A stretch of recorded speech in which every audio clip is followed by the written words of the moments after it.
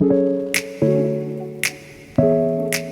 à tous, cette semaine on se retrouve pour deux nouvelles vidéos, la première sur la question de la société du numérique et la deuxième sur ma position par rapport à l'immigration et l'émigration.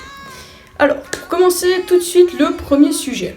Aujourd'hui, on sait que c'est très difficile de vivre sans Facebook, sans Instagram, de façon générale, sans nouvelles technologies. On l'a encore dernièrement vu avec l'utilisation maintenant croissante des drones dans l'agriculture. Et avec ces nouvelles technologies, il se pose une grande question, la protection des données. Alors, la majeure partie du temps, on va pas se mentir, c'est pas la question prioritaire. On va sur Facebook, Instagram, on passe du bon temps, on partage des photos, des infos, c'est cool, c'est sympa.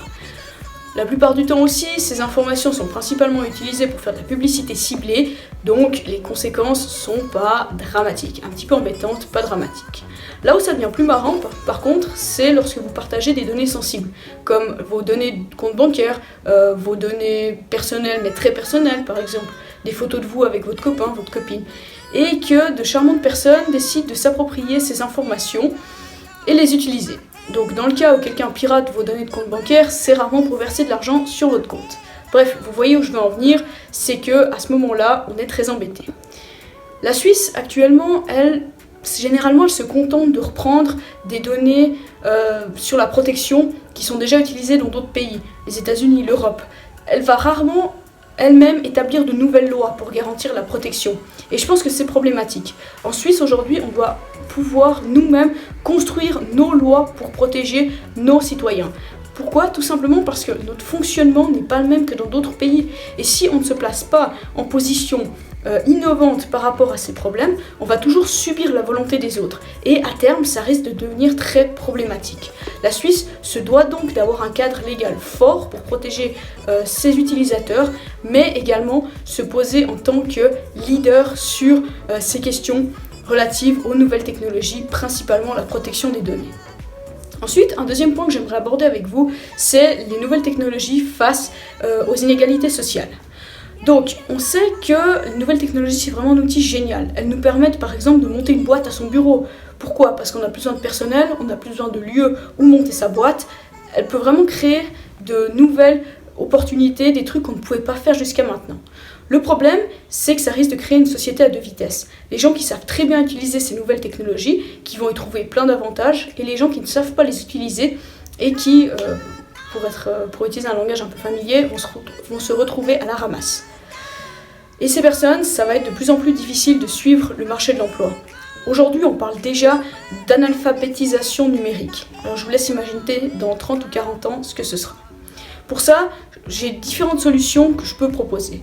Premièrement, c'est renforcer l'apprentissage de ces nouvelles technologies à l'école en nommant une commission, donc que la Confédération nomme une commission qui soit responsable d'établir un programme clair, net et précis du primaire jusqu'à la fin du secondaire pour l'apprentissage de ces nouvelles technologies, programme qui serait bien évidemment réévalué tous les 3 ou 4 ans puisque les technologies évoluent rapidement.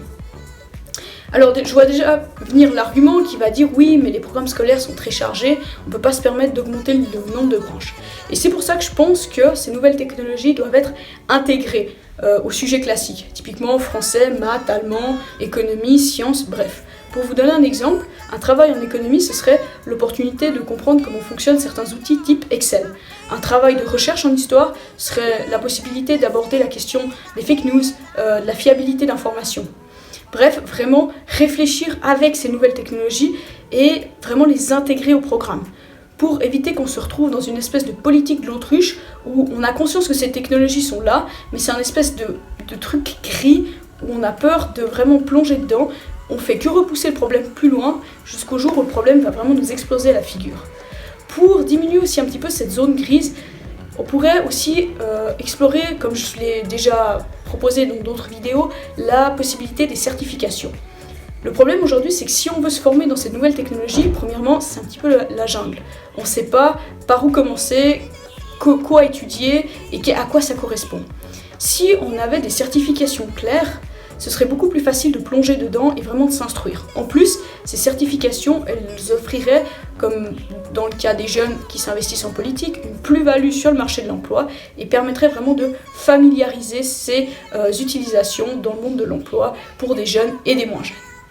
Voilà, donc c'était ma position par rapport à l'utilisation de ces nouvelles technologies. En résumé, renforcer l'apprentissage, l'intégration et la reconnaissance de ces nouvelles technologies pour réduire les inégalités et également travailler pour avoir une Suisse pionnière dans le cadre légal de l'utilisation de ces nouvelles technologies. Voilà, comme d'habitude, n'hésitez pas à commenter, partager, vous exprimer. Moi je vous dis à la semaine prochaine et portez-vous bien. I was never yours.